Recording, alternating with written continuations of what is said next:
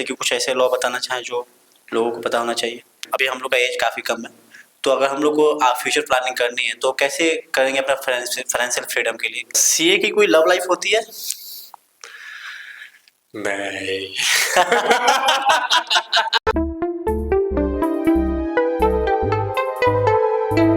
तो अभी जो आप सीए की प्रिपरेशन किए एज ए सीए अभी हैं, तो आपके एक्सपीरियंस से क्या बेस्ट रहता है? मतलब जो सीए बनना है उसमें आपका एक्सपीरियंस क्या कहता है इस चीज़ों के लेके?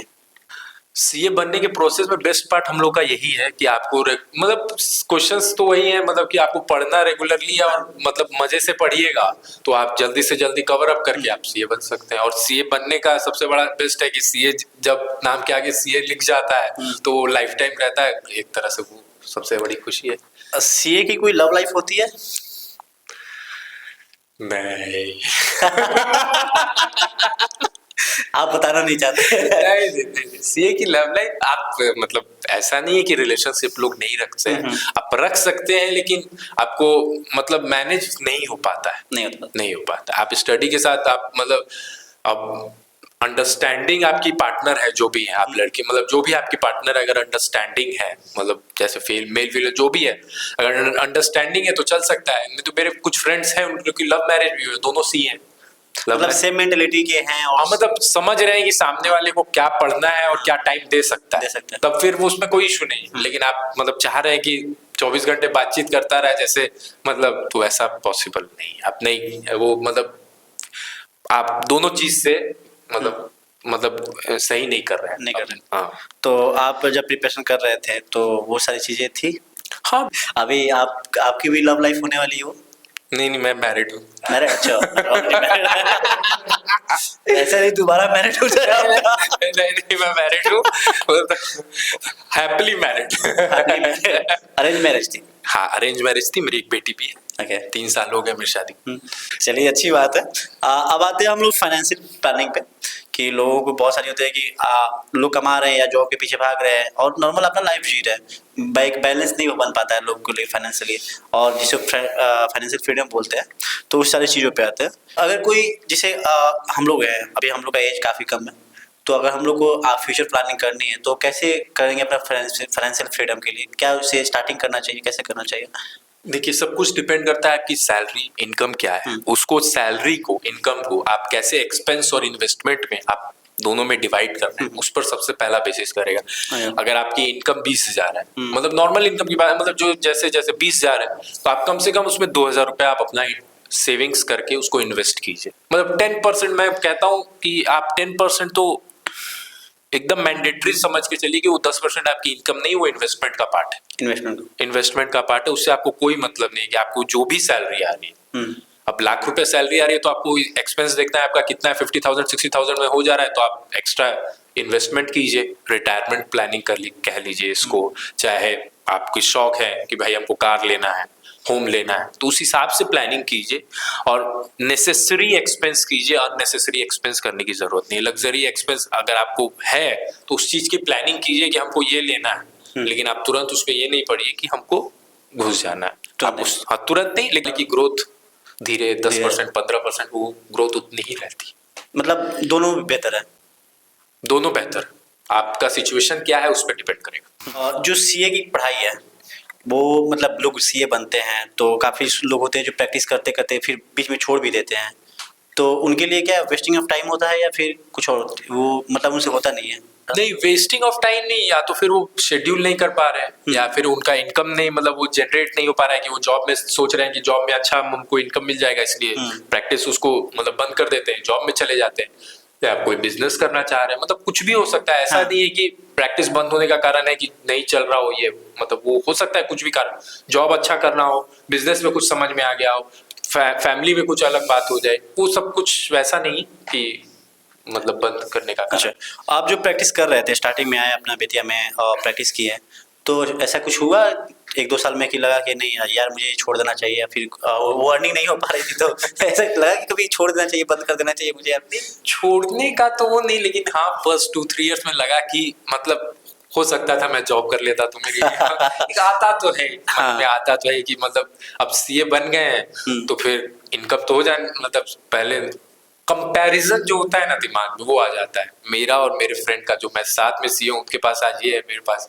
लेकिन फिर अब ठीक है, मतलब दिमाग थोड़ा सा डाइवर्ट हुआ कि डाइवर्ट होता है, लेकिन आपको लगे रहना होगा और 100% ग्रोथ पक्की है। ओके, ऑल ओवर इंडिया में अभी कितने लगभग सीए हैं और क्या रिक्वायरमेंट अभी मतलब और सीए के होने है इंडिया में? मतलब लास्ट मेरा मेरा मेरा जो डाटा है मैंने देखा था 3.5 लाख सीए हैं, इसमें से 1.5 लाख अप्रॉक्स प्रैक्टिस में है, 2 लाख सीए जॉब में। रिक्वायरमेंट तो बहुत ज्यादा है, बहुत ज़्यादा है, लेकिन उस हिसाब से मतलब क्वालिफाई नहीं कर रहे हैं बच्चे, और पढ़ाई उस हिसाब से करनी होगी, लेकिन रिजल्ट्स ऐसे तो इंस्टीट्यूट किसी को भी पास करना है नहीं, नियम ही नहीं है, नियम ही नहीं है। जब तक आप दीजिएगा नहीं अपना 100% तब तक आप निकल नहीं सकते। अच्छा, ऐसी कोई इंस्ट्रक्शन होती है सीए के लिए कानूनी जो हाँ ये फॉलो करना है, ये फॉलो नहीं करना है, ऐसे डिसिप्लिन में रहना है, ऐसा कुछ होता है? इंस्टीट्यूट ने हम लोगों के लिए प्रैक्टिस मेंबर्स के लिए अलग से सेक्शन बना रखा है कि हम लोग को ये फॉलो करना है, हम लोगों को इस तरह रहना है, हम लोगों का बोर्ड इस तरह से होगा, हम लोगों को कहीं मतलब प्रमोशनल वगैरह भी नहीं करना है। ये सब चीजें सारा इंस्टीट्यूट ने हम लोगों को एक पढ़ाया गया है प्रॉपर, इनसे मतलब आर्टिकलशिप से पहले आईपीसीसी में हम लोग ने ये पढ़ा है, पूरा लॉ बना हुआ है, प्रोफेशनल मिसकंडक्ट बोलते हैं हम लोग इस चैप्टर। लेकिन फिर ऐसी कुछ है जो पब्लिक को जाने, हमारे सब्सक्राइबर जाने, वैसी कुछ चीजें हो?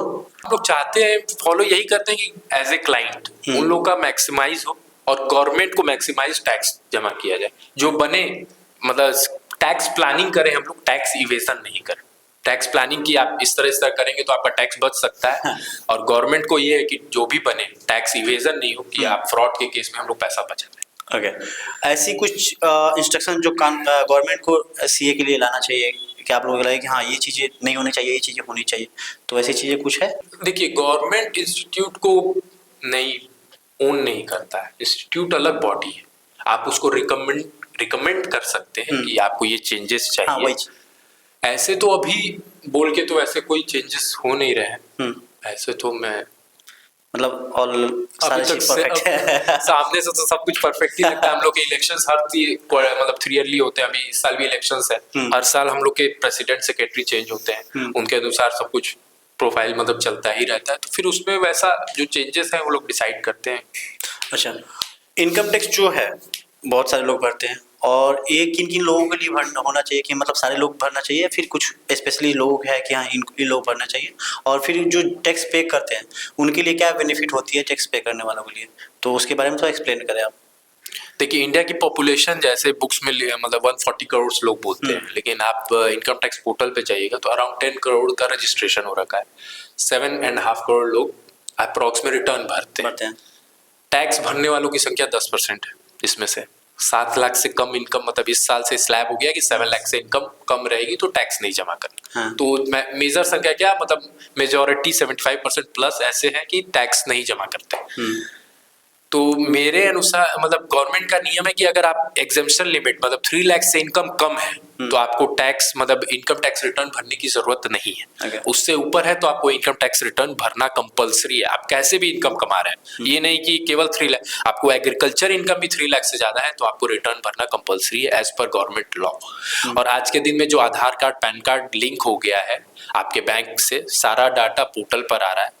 मेरा यही रिकमेंडेशन है कि आप लोग इनकम टैक्स रिटर्न ज्यादा से ज्यादा भरे और गवर्नमेंट को अच्छा रहेगा। टैक्स भरने की बात हुई तो टैक्स गवर्नमेंट के पास जाता है, तो उसी पैसे से गवर्नमेंट रोड्स कंस्ट्रक्शन, सारा पुलिस, जैसे भी गवर्नमेंट कॉलेजेस सब उसी फंड से चलते हैं। सारा गवर्नमेंट जो भी चलाती है हम ही लोग के पैसे से ही चलाते हैं। जीएसटी और इनकम टैक्स से पैसा, मेजर पैसा यही से आता है।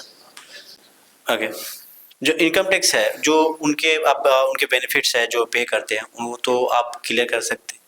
इनकम टैक्स पे करते हैं, देखिए जो पे करते हैं उनके लिए बेनिफिट जो हमारी चीज पे करते हैं तो उन लोग की वाइट मनी पहले तो क्रिएट हो रही है। अगर मान लीजिए 10 लाख रुपए अप्रॉक्स इनकम है, 10 लाख 12 लाख, तो आप 1 लाख 1.5 लाख रुपए टैक्स जमा करेंगे तो उस पर आपको 10 लाख की वाइट इनकम क्रिएट होगी। कहीं भी आप मतलब बोल सकते हैं कि मेरा ये इनकम है और ये मेरा पैसा है, कोई भी आपसे क्वेश्चन करने नहीं जा रहा। क्वेश्चन करने जा रहा है तो आप डिटेल दे सकते हैं कि मैंने इतना टैक्स भरा, इतना रिटर्न भरा। मेजर बेनिफिट ये है। और फिर इनकम टैक्स रिटर्न आप भरिएगा, टैक्स भरिएगा तो फिर ऑडिटेड फाइल, अगर मान लीजिए है नॉर्मल ऑडिटेड फाइल है, बड़ी फर्म है, तो लोन वगैरह में भी आपको अच्छा रहता है।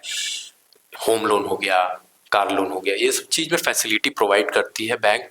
ईएमआई इंटरेस्ट वगैरह कम होता है, बैंक का रेट भी कम हो जाता है कि गवर्नमेंट बैंक देखती है कि भाई टैक्स पे ही है, अच्छा क्लाइंट है, तो मेरा भी इंटरेस्ट रेट कम है, रिकवरी भी ठीक होगी, तो इससे बेनिफिट मिलता है सब जगह। और क्या चीज़ें हो जाती है ये सारी चीज़ों के अलावा कुछ गवर्नमेंट की तरफ से?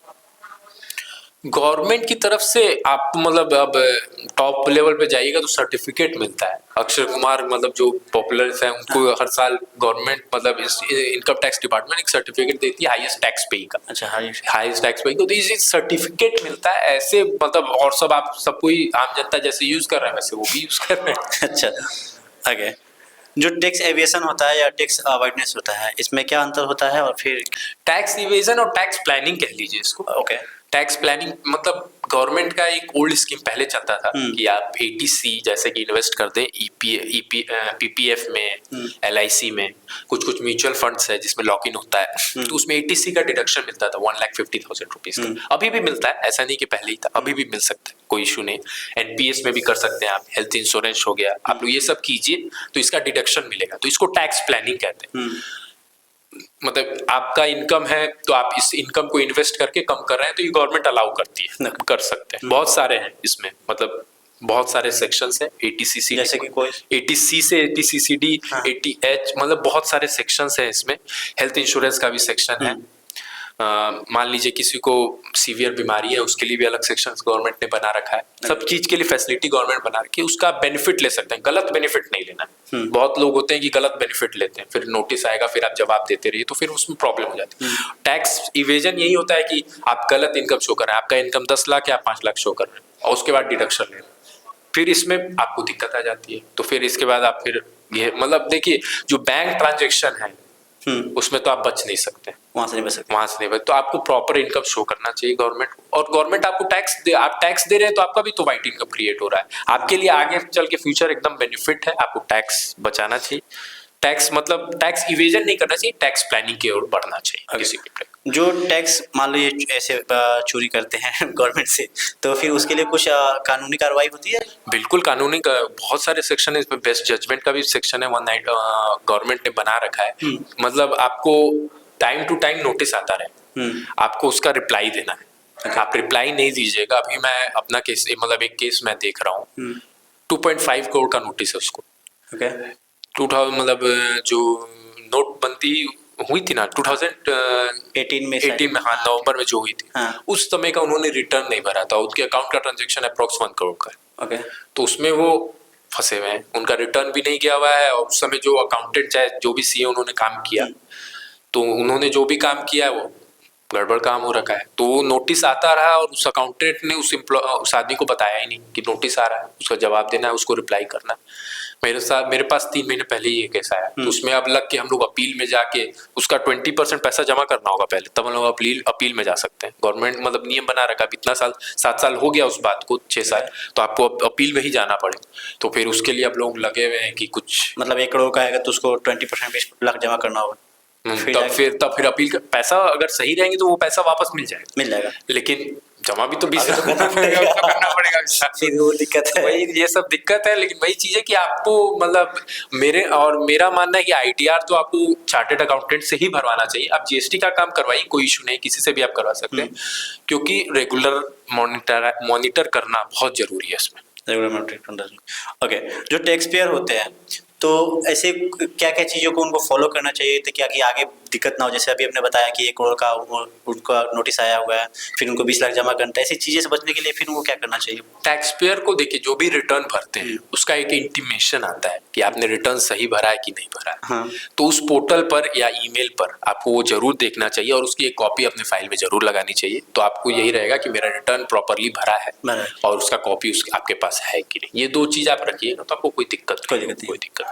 ओके, और सीए से हमेशा रिमाइंड करना चाहिए कि आप बता दो मेरे कोई इशू नहीं है, या फिर नहीं, ईयरली आप एक बार भी बात कर रहे हैं, जब रिटर्न भरवाने के समय आप जुलाई से पहले अप्रैल टू जुलाई में रिटर्न भरवाएं किसी भी कहीं पर भी, तो उस समय जरूर आप क्लियर रखें और बात रखें अपनी कि भैया और कोई पोर्टल में दिक्कत नहीं है, आप एक बार चेक कर लीजिए, गो थ्रू किसी से भी।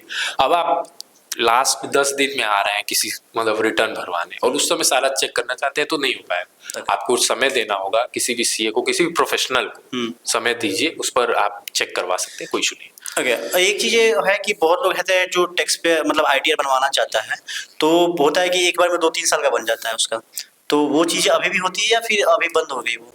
और वो होता है तो फिर कैसे काम करता है वो चीज़ें, उतना प्रॉपर पहले जैसे काम करता है या नहीं करता है? पहले ये था, आज से 2 साल 3 साल पहले, कि आप पिछले 3-4 साल का रिटर्न भर सकते थे। बीच में 1 साल गवर्नमेंट ने बंद कर दिया, फिर एक नया सेक्शन 139(8) लाया गवर्नमेंट ने कि अपडेटेड रिटर्न भरा सकता है।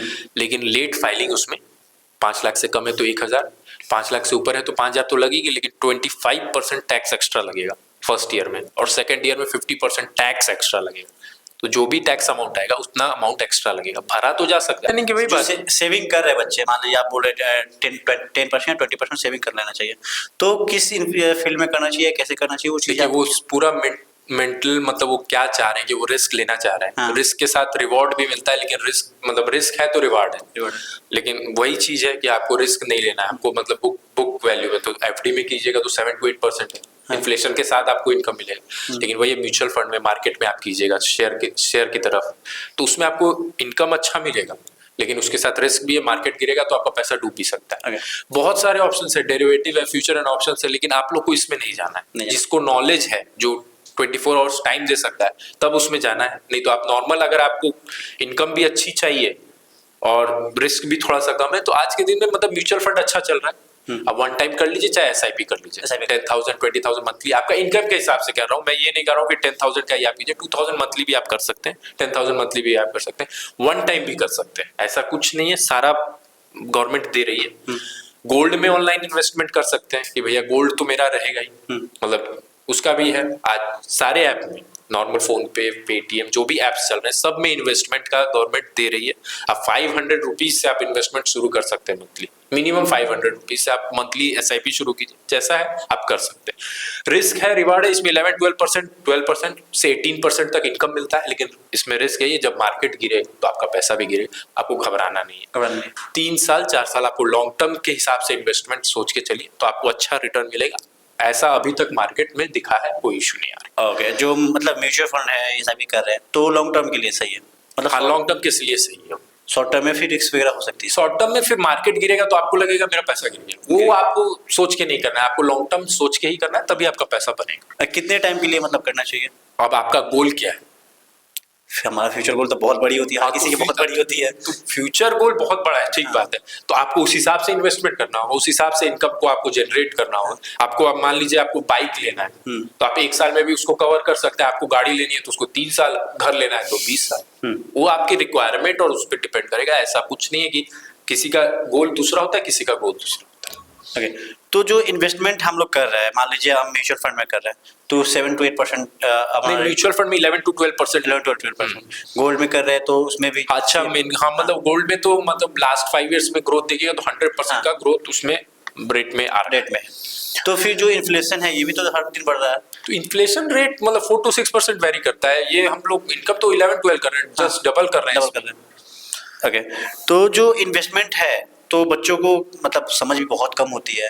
हम लोग के में अभी उतना शेयर मार्केट के बारे में या फिर फाइनेंशियल बारे में कुछ ज़्यादा पता होना नहीं है, तो जो बच्चे को पता नहीं है वो उस चीज़ को लिए फिर वो कैसे करेगा? देखिए, शेयर मार्केट में नॉलेज होना जरूरी है, और अगर नॉलेज नहीं है तो क्रीम चप आइटम का आप अगर इन्वेस्टमेंट करना चाह रहे हैं तो क्रीम आइटम का आप थोड़ा बहुत यूट्यूब पे सर्च कर सकते हैं कि ये अच्छा स्टॉक है, इस पे आप इन्वेस्ट करें, लेकिन उसमें रिस्क रहेगा।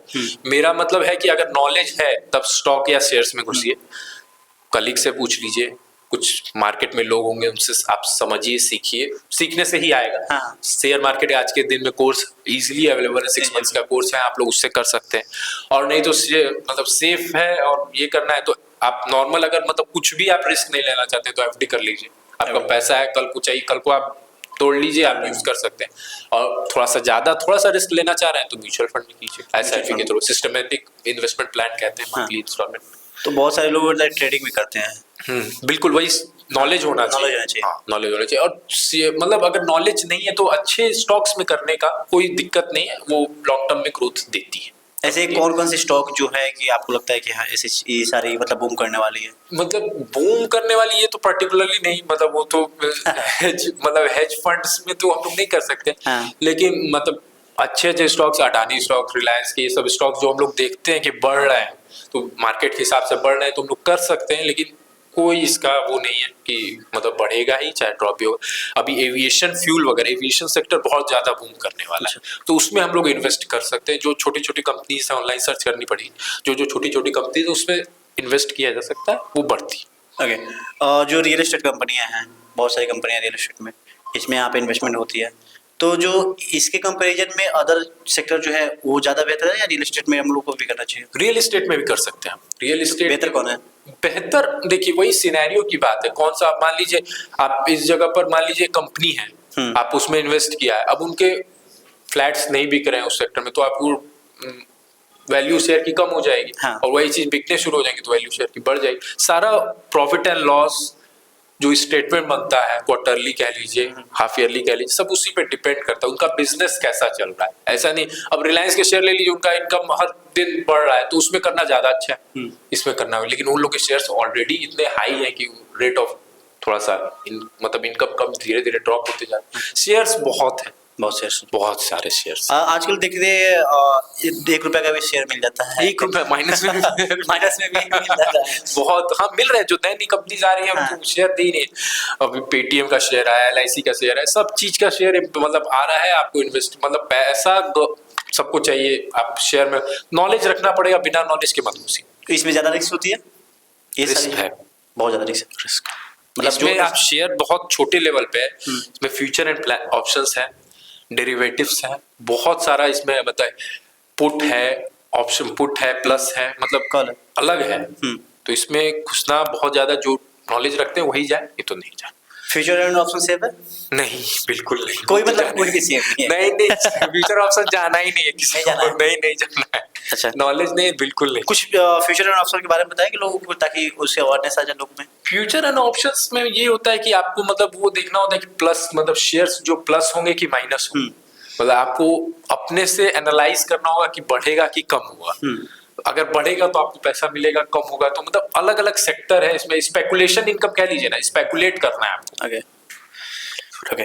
बहुत सारे लोग होते हैं जो लोन लेके भी इन्वेस्टमेंट करते हैं या फिर ट्रेडिंग करते हैं, वो सारी चीजें क्या रह जाती है? लोन लेना सही है बेसिकली या गलत है?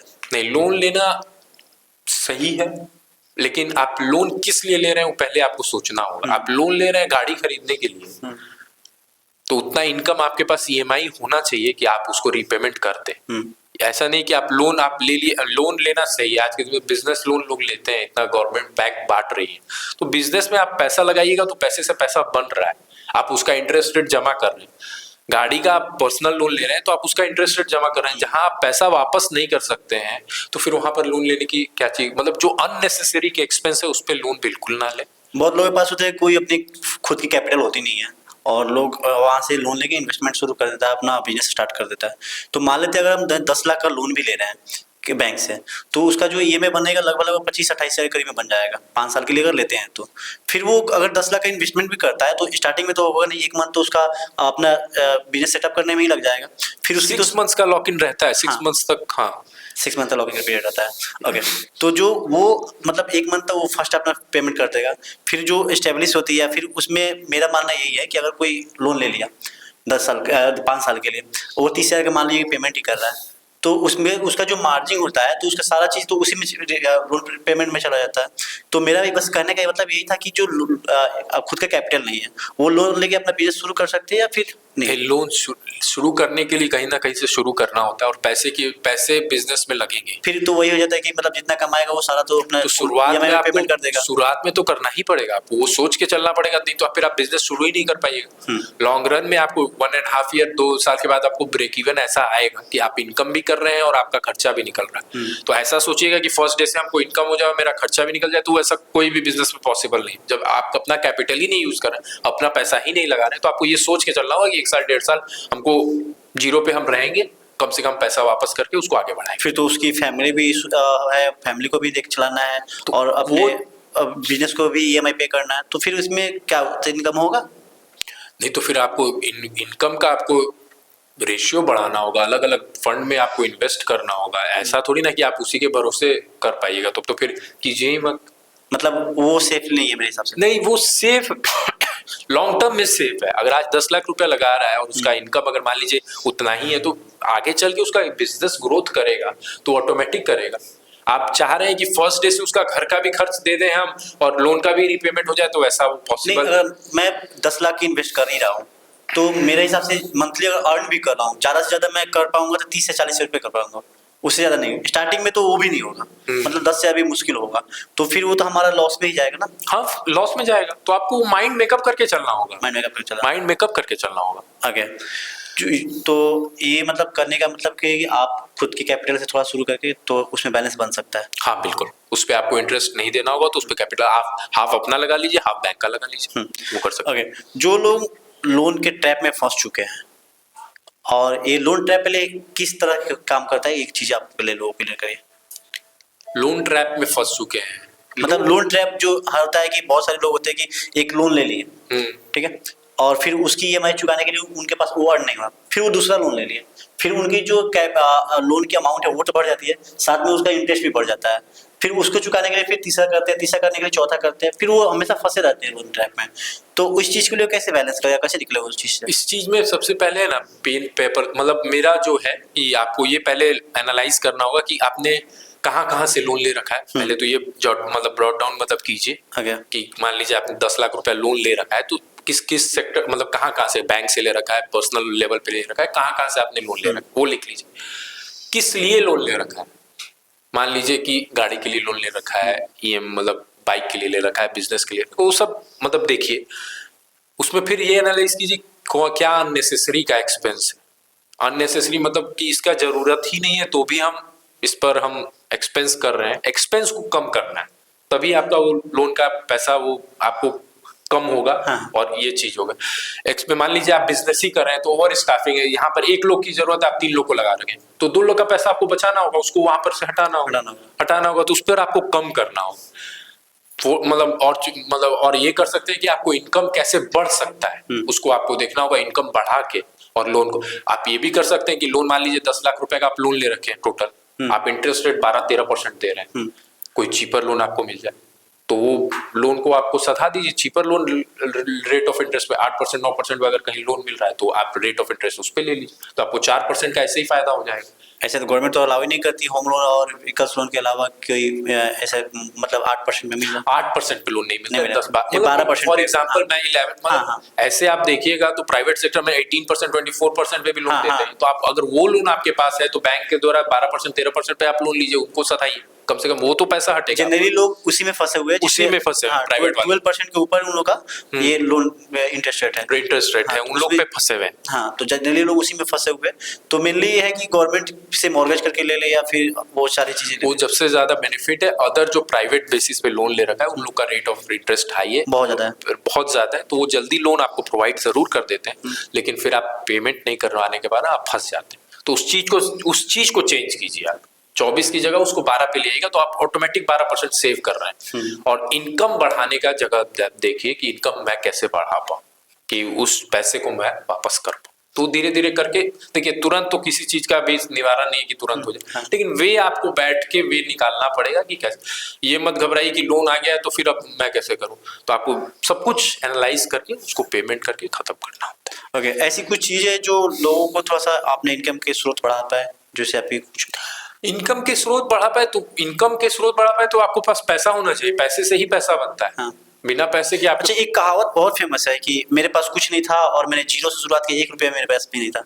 तो मेरा तो मानना यह है कि कुछ शुरुआत करने के लिए कुछ तो चाहिए, शुरुआत करने के लिए कुछ ना कुछ तो चाहिए। या तो आपके पास टैलेंट हो, हाँ। सर्विस सेक्टर में जाइए, या तो आपके पास किसी चीज की डिग्री हो चाहे टैलेंट हो, तो फिर आप उस सेक्टर में जाइए, तब तो आप कमा रहे हैं। लेकिन आपको बिजनेस और ये सब करना है तो आपको उसके हिसाब से तो आपको पैसा तो लगेगा।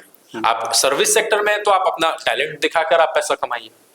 कुछ भी आप मतलब यूट्यूब चालू कर लीजिए, जैसे आप लोग कर रहे हैं, यूट्यूब अगर का चैनल शुरू कर दीजिए, आजकल रील्स बन रहे हैं, उस सब पे वर्क कर सकते हैं। एज ए प्रोफेशनल हम लोग भी सर्विस ही प्रोवाइड कर रहे हैं, हम लोग का टैलेंट ही मतलब प्रोवाइड कर रहे हैं, उस पर हम लोग वर्क करके। तो सर्विस सेक्टर में पैसा हम लोग लगाते हैं पीछे, मतलब हम मतलब लगा दिया कुछ स्किल्स पाने के लिए हम लोग पैसा लगाते हैं और फिर उसको हम लोग करते हैं। कहीं ना कहीं तो इन्वेस्टमेंट होगा ही होगा। ऐसा मतलब कुछ करने के लिए कुछ तो चाहिए, कुछ तो चाहिए। वो फिल्म में डायलॉग रहा। बिना पैसे के कुछ नहीं हो सकता भाई। कुछ नहीं हो सकता। ओके, जो अनफोर्सीन एक्सपेंसेस हैं, फिर उसको कैसे बैलेंस करना? जैसे कि लोग बहुत शौक होता है कि इनका कुछ नहीं और गाड़ियाँ खरीदनी है, घर खरीदनी है, और कुछ एजुकेशन भी होती है, एजुकेशन एक्सपेंसेस, मेडिकल एक्सपेंसेस बहुत ज़्यादा होती है, तो ये चीज़ों को कैसे बैलेंस बनाए लोग? मेडिकल एक्सपेंस के लिए तो हेल्थ इंश्योरेंस सबसे पहला मैंडेटरी चीज है, आप ले लीजिए। घर में आप छोटे से ही लीजिए, 10 लाख का एक मतलब लमसम अमाउंट का प्रीमियम का इंश्योरेंस आप रखिए। ये सोच के नहीं कि होगा तब लेंगे, मतलब गलत सोच है। गवर्नमेंट प्रोवाइड कर रही है, बहुत सारी कंपनियां 20-25,000 ईयरली हाँ। आपका प्रीमियम जाएगा, 10 लाख का आपका कवर रहेगा। वो फैमिली कवरेज रहता है और कभी भी काम आता है। ये सोचिए कि 25% वेस्ट जा रहा है, तो नहीं, वो वेस्ट नहीं जा रहा है, आपका लाइफ सिक्योर। आपको और ज्यादा सिक्योर करना है तो टर्म इंश्योरेंस करवा लीजिए, कि मान लीजिए 85 इयर्स के एज तक मान लीजिए आप करवा लिए, 75 और आजकल सब कुछ करवा रहे हैं लोग, बजाज का चल रहा है, HDFC का चल रहा है, बहुत सारे मतलब चल रहे हैं। आप करवा लीजिए, उसका प्रीमियम दीजिए, 10 साल का प्रीमियम अप्रोक्स 40-45,000 आएगा। 1 करोड़ का करवा रहे हैं तो आपको 85 इयर्स तक अगर डेथ आती है तो आपको फैमिली को 1 करोड़ रुपया मिलेगा ना। हाँ, मिलेगा। तो वो चीज आप सेफ रहेंगे। ये चीज मतलब ये चीज आप कर सकते हैं। अनफोर्सीन जो आप बोल रहे हैं तो उस तो आपके मन का ही उपज है। आपके मन का ही है वो। आप कैसे, आपको खुद को ही अगर मान लीजिए, लोग बोलता है ना कि चादर उतना ही पसारना चाहिए जितना पैर हो। आप लोग अब पूरा पैर बाहर, फिर वो मतलब नहीं ना। तो शाहरुख खान का डायलॉग फेल हो गया कि चादर ही क्यों उतना ही पैर क्यों फैलाए, अपना चादर ही बड़ा कर लेते हैं। हाँ, तो चादर बड़ा कर लेते तो पैसा इनकम बढ़ाइएगा ना। हाँ। तो इनकम आप बढ़ा ही नहीं रहे और आपका ख्वाहिश इतनी बड़ी बड़ी है, तो उस हिसाब से आप इन्वेस्टमेंट कीजिए, उस हिसाब से प्लानिंग कीजिए कि हमको इस समय ये लेना है, हमको इस समय ये लेना है, हमको इस समय ये लेना है, उस हिसाब से इन्वेस्टमेंट कीजिए, तभी आप वो ठीक रहेगा। नहीं तो फिर आप उसी जो आपने बोला डेथ ट्रैप, मतलब डेथ ट्रैप में उसमें आप फंसते जाइए। ओके, अभी जो इंश्योरेंस की आप बात कर रहे थे, तो इंश्योरेंस में है मतलब बच्चे से लेकर बड़ों तक के सब कंपलसरी है? कंपल्सरी नहीं है वो, आपके मतलब ऊपर, आपके ऊपर है, आपके ऊपर। मतलब वो करना जरूरी है, अभी हो चुका है हमारे लिए? मेरे अनुसार तो ओके, जो इंश्योरेंस हम लोग बात कर रहे थे इंश्योरेंस की, तो हर किसी को लेनी चाहिए, और जो चीज़ वो तो आप बता दें कि लेनी चाहिए, बट ये चीज़ें रह जाती है कि जो लोग इंश्योरेंस कराते हैं तो उनको कितना रिटर्न मिलता है, और फिर कैसे उनको पॉलिसी जो होती है उसके बारे में थोड़ा डिटेल्स में बताएं। इंश्योरेंस में आपको रिटर्न नहीं मिलता। सॉरी, पॉलिसी में पॉलिसी में तो जो हेल्थ इंश्योरेंस और टर्म इंश्योरेंस है आपको बेनिफिट देती है। बेनिफिट यही कि आपको मान लीजिए आप मतलब हॉस्पिटलाइज हो रहे हैं तो 10 लाख की अगर मान लीजिए 25,000 20,000 जो भी आपका प्रीमियम आ रहा है, पेमेंट कर रहे हैं, आपका हॉस्पिटल का बिल आ गया 2 लाख रुपए, तो आपको वो इंश्योरेंस जहां पर जिससे भी आपने करवाया है, कोई भी इंश्योरेंस, स्टार हेल्थ हो गया, निवा बुपा हो गया, जिससे भी आप करवा रखे, वो आपको वो कंपनी आपके बिहाफ पे उसको उनको पेमेंट करती है। ये सबसे बड़ा बेनिफिट है। आप मेडिकली आप इंश्योर्ड हैं, उसके लिए आपको सोचने की जरूरत नहीं है कि भैया अगर कुछ हो गया तो काहे कि पैसा सबसे ज्यादा मेडिकल में लाइन में आप किसी से भी पूछिएगा, मेडिकल लाइन में अलग से पैसा लो, बहुत अच्छा, मतलब अगर कोई तबीयत खराब होती है तो पैसा अच्छा लगता है, इसलिए मेडिकली इंश्योर्ड होना चाहिए। और टर्म इंश्योरेंस की बात है, आपके बाद अगर मान लीजिए कुछ है तो पैसा होना चाहिए फैमिली के लिए, कि अच्छा रहे, कि फैमिली चलती रहे। ओके, बहुत लोग की जो एज जैसे जैसे बढ़ती है, लोग अपने रिटायरमेंट प्लानिंग के लिए करते हैं, रिटायरमेंट के लिए जो प्लान है वो करते हैं, तो किस तरह की रिटायरमेंट प्लानिंग करनी चाहिए और क्या बेस्ट होनी चाहिए उसमें कि वो अच्छा बुढ़ापे रिटायरमेंट के बाद अच्छा लाइफ जी पाएं, या फिर अच्छी टाइमिंग उनको? देखिए, रिटायरमेंट प्लान की बात ये है कि आपका एक्सपेंस कितना है, उस हिसाब से आपको इन्वेस्टमेंट करना होगा। आपका इन्वेस्टमेंट, मान लीजिए एक्सपेंस आप छोटे शहर में है तो 20,000-25,000 एक्सपेंस है, आप वहीं बड़े शहर में तो कहीं 1.5 लाख 2 लाख भी हो सकता है एक्सपेंस, तो आपको इस हिसाब से सेविंग्स करनी होगी, उस हिसाब से इन्वेस्टमेंट करना होगा और उसको लेके चलना होगा। जब उस समय इन्फ्लेशन के हिसाब से, आज मेरा 50,000 एक्सपेंस है, तो जिस समय मैं रिटायर होऊंगा उस समय 1 लाख रुपया, वही पैसा 50,000 का 1 लाख हो गया होगा, तो उसको इस हिसाब से इन्वेस्ट करना होगा कि उस मंथली इनकम मेरा, मतलब मंथली जो भी हो, मेरे को 1 लाख रुपए आता रहे तो मेरा एक्सपेंस चलता रहे रिटायरमेंट के समय। आजकल SIP वगैरह में सिस्टमैटिक विड्रॉल प्लान भी आ चुका है कि आप इन्वेस्ट कीजिए और उसमें सेट कर दीजिए कि इतने साल के बाद इतना, मतलब साल के इतना ऐसे पैसे मेरे, मतलब हर साल उतना पैसा आपको हर महीने वाइज आ गया है स्कीम कि आप उतना पैसा आप निकालिए और खर्च कीजिए, कोई इशू नहीं है। तो जो रिटायरमेंट प्लानिंग है वो म्यूचुअल फंड के थ्रू करना चाहिए फिर SIP? नहीं, आप कैसे भी, आपको आपके FD आप सिक्योर चाहते हैं तो FD में कर लीजिए, थोड़ा सा रिस्क चाहते हैं तो म्यूचुअल फंड में कर लीजिए, वही है रिस्क एंड रिवॉर्ड। थोड़ा सा आपको rate of interest, rate of income अच्छा मिलेगा तो आप उसमें कर लीजिए, थोड़ा सा रिस्क, मार्केट रिस्क तो रहता ही। जब मान लीजिए जो लोग इन्वेस्टमेंट कर रहे हैं तो वो मतलब मिनिमम अमाउंट पे कितना एक्सपेक्ट कर सकते हैं कि इतना मुझे रिटायरमेंट के बाद रिटर्न मिलेगा मुझे? मिनिमम अमाउंट अगर मान लीजिए आप 2,000 रुपए मंथली कर रहे हैं तो 24,000 रुपए आप साल का कर रहे हैं। साल का कर रहे हैं, तो आप रेट ऑफ इंटरेस्ट ग्रोथ के हिसाब से कर लीजिए कि 10% अगर ग्रोथ हो रहा है तो 2 लाख मतलब 24,000 जमा हुआ तो आपको 2,400 रुपए पड़ेगा। वही आपका रिक्वायरमेंट एक्सपेंस कितना है उस हिसाब से आप इन्वेस्ट कीजिए। 10,000 कर रहे हैं तो 1,20,000, 12,000 रुपए आपका ईयरली बढ़ रहा है। ऐसे कैलकुलेट कीजिएगा तो 7 to 8 ईयर्स में आपका इन्वेस्टमेंट डबल हो जाता है, तो उस हिसाब से आपको लेके चलना होगा। अच्छा, जो गोल्ड है बहुत लोग ऐसे अभी काफी फास्ट ग्रोइंग एसेट है तो वो गोल्ड में इन्वेस्टमेंट करना चाहिए या फिर ज्यादा रियल एस्टेट वगैरह चीजें जो रहती है या फिर इसमें करना चाहिए? थोड़ा सा सेफ है गोल्ड मेरे अनुसार, क्योंकि सेफ मतलब गोल्ड का जो प्रीवियस रिकॉर्ड देखिएगा वो बढ़ता ही चला जा रहा है। तो और महिलाओं के लिए सबसे ज्यादा जरूरी है गोल्ड, तो फिर उसमें कभी भी गिरावट नहीं आएगी। आप कहीं भी देखिएगा ना, मतलब गोल्ड रहना चाहिए। लेकिन वही है कि आप कर सकते हैं गोल्ड में, और आजकल ऑनलाइन आप कर सकते हैं, मतलब मैंडेटरी नहीं है कि आपको फिजिकली ही गोल्ड खरीदना है, आप ऑनलाइन गोल्ड खरीद सकते हैं, उसको पैसे की तरफ ग्राम में आप खरीद सकते हैं और आपको यूज कर सकते हैं। जिस हिसाब से रेट बढ़ेगा उस हिसाब से अपना पैसा भी बढ़ता जाएगा। पैसिव इनकम बहुत सारे ये चर्चे में रहती है ना, लोगों को पैसिव इनकम कमाना है, पैसिव इनकम कमाना है, कैसे कमाना है? आपको एक्स्ट्रा करिकुलर एक्टिविटीज बढ़ानी होगी जॉब के साथ। मान लीजिए आज जैसे आप लोग कर रहे हैं यूट्यूब चैनल वगैरह, मतलब कुछ आपको अपने अंदर एक्टिविटी स्किल डेवलप कर लीजिए कि भाई मैं स्किल डेवलप कर रहा हूँ, मैं जॉब के साथ ये भी कर रहा हूँ, योगा टीचर, जिम ट्रेनर, सुबह का काम शाम का काम, टीचिंग लाइन कर लीजिए। ये सब थोड़ा सा, और बिल्कुल आपको वर्क नहीं करना है तो वही आपको इन्वेस्टमेंट करके छोड़ देना है। लोग आपके लिए काम कर रहे हैं और मतलब पैसा बन रहा है, और आपको खुद स्किल्स थोड़े से बढ़ाने होंगे कि आप 3-4 जगह से डाइवर्सिफाई सोर्स ऑफ इनकम रहेगा तो अच्छा रहेगा। बेस्ट फाइनेंशियल एडवाइस जो लोगों को पता होना चाहिए? बेस्ट फाइनेंशियल एडवाइस ये है कि आप अपने एसेट्स में इन्वेस्ट कीजिए। अब एसेट्स में भी नहीं, लग्जरी एसेट्स में नहीं, जो आपका ग्रोथ एसेट्स, मतलब एसेट्स में मान लीजिए कि जैसे वही हो गया गोल्ड में आप इन्वेस्ट कर रहे हैं तो वो ग्रोथ करेगा आगे, ऐसे एसेट्स में इन्वेस्ट कीजिए कि आगे चल के वो पोटेंशियली ग्रोथ करे। अब कार वगैरह में करिएगा तो वो डिप्रिशिएट करता है, उसकी वैल्यू कम होती है, वैसे एसेट्स में मत कीजिए। एसेट्स में इन्वेस्ट कीजिए और लाइबिलिटी में इन्वेस्ट मत कीजिए। लोन्स वगैरह में जरूरत हो तो ही कीजिए, नहीं तो मत कीजिए। ये कार वगैरह जो लोग लेते हैं ये सभी टाइप के लाइबिलिटी है। आपका लोन जो ले रहे हैं वो लाइबिलिटी है, मतलब कार ले रहे हैं लाइबिलिटी नहीं, आपको मतलब रिक्वायरमेंट है तो क्योंकि कार से कोई रिटर्न आने वाला है नहीं।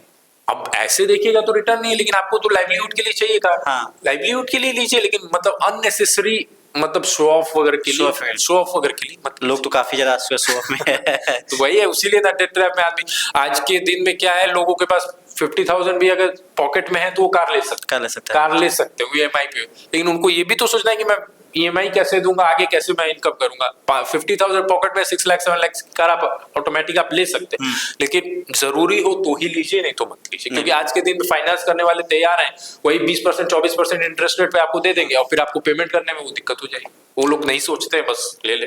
अच्छा, जो लोग लोन लेते हैं उसमें एक इंटरेस्ट रेट होता है, रिड्यूसिंग और फ्लैट, 2 चीजें होती हैं, तो ये डिफरेंसेस थोड़ा लोगों को बताइए ताकि लोग भी कैलकुलेट कर रहे हैं। रिड्यूसिंग नहीं होता है, फ्लोटिंग होता है। फ्लोटिंग रेट ऑफ इंटरेस्ट होता है और फ्लैट होता है कि आज जो रेट ऑफ इंटरेस्ट लगा है, गवर्नमेंट के कुछ भी नॉर्म्स आ जाए वो चेंजेस नहीं होंगे। रेपो रेट हो गया, चाहे जो भी हो गया, मतलब गवर्नमेंट के जो हर साल मतलब चेंजेस आते हैं, मतलब गवर्नमेंट लाती है कि आज इस साल ये लगेगा, क्योंकि बैंक के लिए हर साल चेंज होते हैं, 6 मंथली या ईयरली चेंज होते हैं, तो उसके accordingly rate of interest change करती है गवर्नमेंट। एफडी का भी आप देखेंगे कि अभी 7.5 मिल रहा है, पहले 5.5 मैक्सिमम मिल रहा था, अभी 7.5 7.15 तक चला गया। वही वो रेट के अनुसार वो चेंजेस होते हैं। फ्लैट में है कि जो रेट आज लगा है वो आपके लॉक इन पीरियड जो भी आपका लोन है, चाहे आपका इंटरेस्ट है चाहे इनकम, वो उतना ही लगेगा। मतलब एक जो लोन अमाउंट है उस टोटली पे, हाँ, टोटल जितना रेट ऑफ इंटरेस्ट उतना ही लगेगा। फ्लोटिंग में मतलब ये हो गया कि एज पर गवर्नमेंट ऑफ कुछ चेंजेस हो रहे हैं, बढ़ भी सकता है कम भी हो सकता है, ज्यादातर बढ़ता ही है, कम ही होता है। मतलब अगर सिंपल लैंग्वेज में बताया पब्लिक को तो जो फ्लैट हो जाता है। इसमें ये होता है कि आपको टोटल लोन अमाउंट भी लगता है हर साल, वो हर मंथ लगते रहता है टोटल अमाउंट, हाँ। जो नहीं, टोटल अमाउंट पे नहीं लगता है, आपका प्रिंसिपल अमाउंट जो घटता है उस पे लगता है। और रेट ऑफ इंटरेस्ट मान लीजिए 12% है, उतना ही लगेगा। होते लगेगा। हाँ, लेकिन इसमें रेट ऑफ इंटरेस्ट मान लीजिए 12 है फ्लोटिंग में, तो मान लीजिए आगे चल के कुछ पॉलिसी आ गई तो 12.5 भी जा सकता है, 11.5 भी आ सकता है। एज पर पॉलिसी वो डिपेंड करता है। उसमें वो फिक्स रहती है कि आपको इतना ही पेमेंट करना होता है। ओके, पर्सनल लोन में है, मुझे बताया गया कि इसमें ही रिड्यूसिंग होती है, बाकी सारी चीज़ें फ्लैट जाती है, तो फिर वो कैसे होता है? नहीं, ऐसा कुछ नहीं है। बिजनेस लोन आप देख लीजिएगा, उसमें फ्लोटिंग भी मतलब चलता है। ऐसा कोई वो नहीं है कि आप नहीं कर फिर सकते। तो वो इंटरेस्ट फ्लोटिंग में ज़्यादा हो जाता है। हाँ, फ्लोटिंग तो फिर वही पॉलिसी आपको उसी से आपसे नहीं, चीपर लोन्स कहाँ है, आपको खुद को उसमें आगे बढ़ के देखना होगा कि मेरे को रेट ऑफ इंटरेस्ट कहाँ बच रहा है, उसमें आपको अच्छा पैसा। अगर मान लीजिए किसी का 1 करोड़ का लोन है, 3% मतलब मान लीजिए 12% दे रहा है, और कहीं उनको मान लीजिए 10% में बच रहा है, तो 2 लाख तो यहीं पर आप बचा लिए ना। 12 लाख की जगह आप 10 लाख दे रहे हैं, तो 2 लाख रुपए साल का आप यहीं बचा लिए। ये बचा लिया। तो वो आपको अपने ओर से पहले से आपको काम करना होगा कि क्या हो रहा है मेरे लोन के साथ। आपको पॉलिसी स्टेटमेंट्स वगैरह देख लें, क्योंकि बैंक्स नहीं बताती है। कोई नहीं बताता। बैंक पेपर में बढ़ा देगी, आपको कोई इंटीमेशन नहीं देगी। देगी तो आपका ईमेल काम नहीं कर रहा है, आप नहीं दिमाग लगे, लेकिन आपको पेपर में आता है, आपको खुद से मतलब पहले से आपको वर्क करना हो तो फिर। ऐसे अभी बहुत सारे जो लोन पॉलिसीज हैं, इसमें लोगों को पता ही नहीं होता है कि होता क्या है, क्या कैलकुलेट कर रहा है, क्या क्या नहीं। बस उन लोगों को पता है कि इतना का मेरा लोन अमाउंट है और मेरा इतना EMI आ रहा है, चलो वो काम कर लेते, ले लेते। वो भी एक तरह का डेब्ट टाइप में फंसते। हाँ, नहीं तो आपको वही चीज है ना, उसको पेपर को कैलकुलेट करना चाहिए। और ज्यादा समस्या है तो आप अपने चार्टर्ड अकाउंटेंट से दिखलाइए कि सर ये ऐसा ऐसी बात है, ये लोन हम प्रोवाइड कर, तो वो आपको पूरा खोल के बताएंगे।